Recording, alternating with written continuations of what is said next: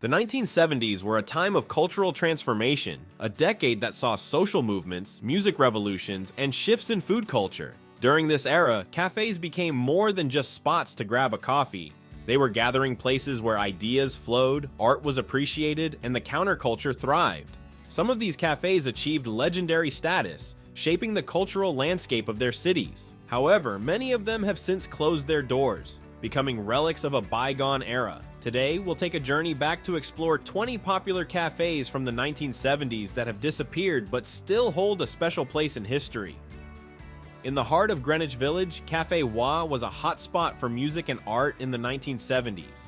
This iconic cafe saw the likes of Bob Dylan and Jimi Hendrix play on its stage before they became household names. Known for its laid-back vibe and bohemian clientele, it was the place where artists, musicians, and poets mingled over cheap coffee and heady conversations. Though Café Wa still exists today in a new form, its original 1970s spirit, where legends were born, is long gone.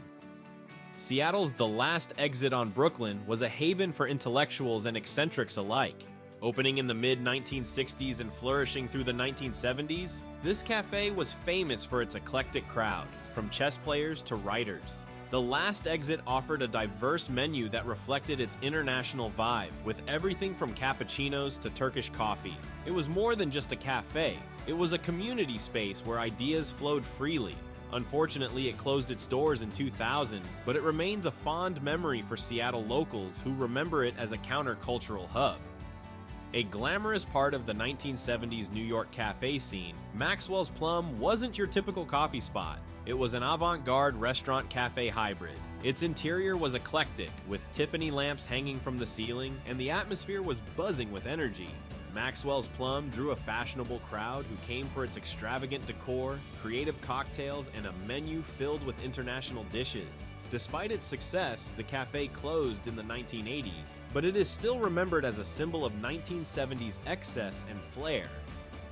The Trident Coffee House on Boston's Newbury Street was a staple of the 1970s cafe scene. Known for its strong coffee, intellectual crowd, and free-thinking atmosphere, this cafe was a meeting ground for students, professors, and artists. It was the type of place where people sat for hours, debating politics or reading philosophy. While the location evolved into the Trident Booksellers and Cafe, the original 1970s vibe of this intellectual hotspot is now a memory. One of the most famous cafes of the 1970s in Greenwich Village, Café Figaro was a haven for artists, poets, and writers.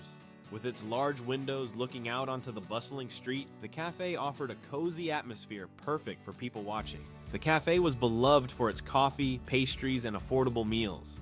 Its literary and artistic patrons turned it into a cultural institution, but by the 1980s it closed, marking the end of an era. San Francisco's Cafe Museum was an iconic spot in the city's bohemian Haight-Ashbury district. In the 1970s, it became a meeting point for artists, musicians, and writers who were part of the countercultural movement. With its dark wood interior and casual, eclectic atmosphere, it was a place where creative minds could connect over a cup of coffee or a simple meal. The cafe was emblematic of San Francisco's artistic scene, but eventually closed, marking the end of its historic run. Located in West Hollywood, the Peppermint Tree was an iconic spot in LA's cafe scene during the 1970s. Known for its colorful decor, live music, and an extensive menu of coffees and light fare, the cafe was a hub for the city's vibrant arts and music communities. The Peppermint Tree attracted an eclectic mix of actors, musicians, and writers, making it a favorite for those in the creative scene. It eventually closed in the late 1980s, but it remains a beloved memory for those who frequented it. Café de Copain was a trendy and beloved establishment in Montreal during the 1970s. Known for its European charm, the cafe had an extensive menu of espresso drinks, pastries, and light meals. The cafe attracted intellectuals, artists, and students, who filled its tables at all hours of the day. With its laid-back atmosphere and delicious coffee, it became a beloved spot in Montreal's cultural landscape. However, like many other 1970s cafes, Café de Copain eventually faded into history. Inspired by the famous Parisian cafe of the same name, Les Deux Magots in Los Angeles was a stylish cafe that became a hotspot for artists, musicians, and intellectuals. Located on Melrose Avenue, it was known for its chic interior and European-inspired menu. The cafe's patrons included celebrities and creatives who enjoyed the bohemian atmosphere. Despite its popularity in the 1970s, the cafe closed in the 1990s, but its legacy lives on in the memories of those who frequented it. Chicago's Café Metropole was a haven for jazz lovers in the 1970s. Located in the city's downtown area, the cafe offered live jazz performances, making it a favorite spot for music enthusiasts. The cafe's laid-back vibe, combined with its rich coffee and hearty menu, made it a popular hangout for both locals and visitors. Though the cafe closed its doors in the 1980s, it is fondly remembered as a key part of Chicago's cultural history. The Green Turtle was a quirky and colorful cafe in San Francisco's Haight-Ashbury neighborhood, reflecting the city's vibrant counterculture during the 1970s. It was known for its eclectic decor, with walls covered in art, and its healthy menu featuring vegetarian and vegan options. The cafe attracted a diverse crowd, from hippies to artists to musicians. While it no longer exists, the Green Turtle remains a symbol of the free-spirited vibe of San Francisco in the 70s. The Blue Parrot was a quintessential New Orleans cafe during the 1970s, offering a blend of Southern hospitality and European cafe culture. The cozy interior and the cafe's reputation for strong coffee and delicious pastries made it a local favorite. The Blue Parrot was known for its eclectic mix of patrons, from musicians to writers to locals looking for a quiet place to relax.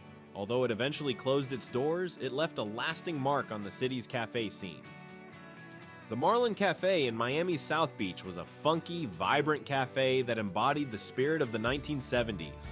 Known for its colorful decor, live music, and tropical menu, the cafe attracted a diverse crowd of artists, musicians, and locals. The Marlin Cafe was famous for its laid-back vibe and its tropical drinks, which made it a popular hangout in the Miami sun. Though it has since closed, the Marlin Cafe remains a part of Miami's colorful history. The Candlelight Cafe, located in New York City's East Village, was a hidden gem of the 1970s cafe scene. Known for its dim lighting and intimate atmosphere, the cafe was a cozy spot for artists and intellectuals to gather.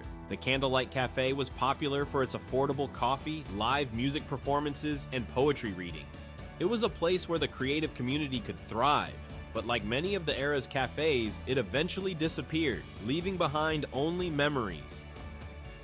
San Francisco's Café du Jour was a small but beloved cafe that captured the essence of the city's bohemian spirit in the 1970s. Located in the Mission District, the cafe offered a simple menu of espresso drinks and pastries, attracting artists, writers, and free spirits.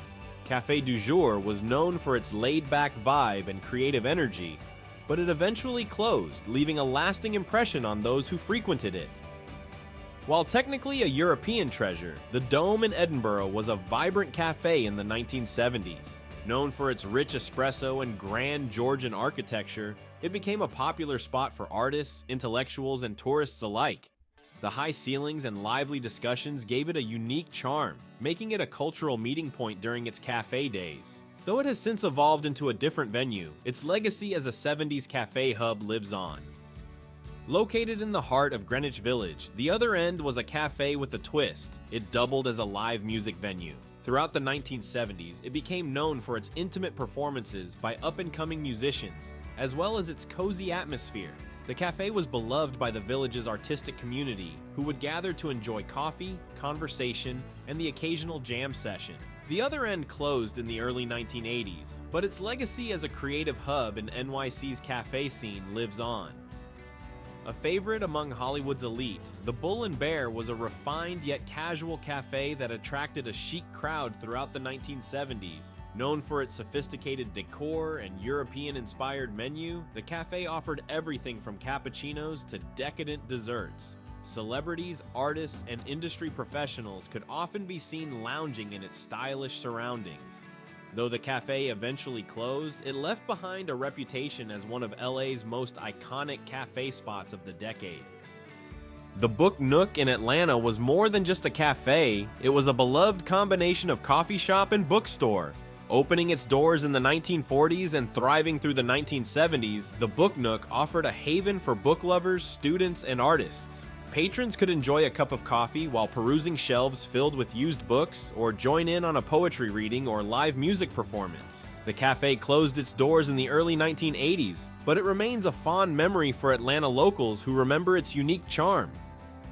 A hidden gem in Boston's Back Bay, the Albatross was a bohemian cafe that attracted a creative crowd throughout the 1970s. Known for its dimly lit interior, eclectic art on the walls, and a menu that included everything from espresso to hearty stews, the Albatross became a favorite spot for artists, musicians, and writers. The cafe's atmosphere was perfect for long, lingering conversations and late-night gatherings. Although it closed in the late 1970s, the Albatross is still remembered as a hub of Boston's artistic community. The cafes of the 1970s were more than just places to grab a coffee. They were cultural institutions, gathering spots for artists, intellectuals, and free spirits. Though many of these cafes have closed their doors, their influence lingers in the memories of those who experienced them. From the cozy, dimly lit coffee shops to the bustling cafe restaurants of major cities, these spaces defined a generation and helped shape the cultural movements of the era. While they may be lost to time, their legacy continues to inspire and captivate us, reminding us of a time when a simple cafe was the heart of community and creativity.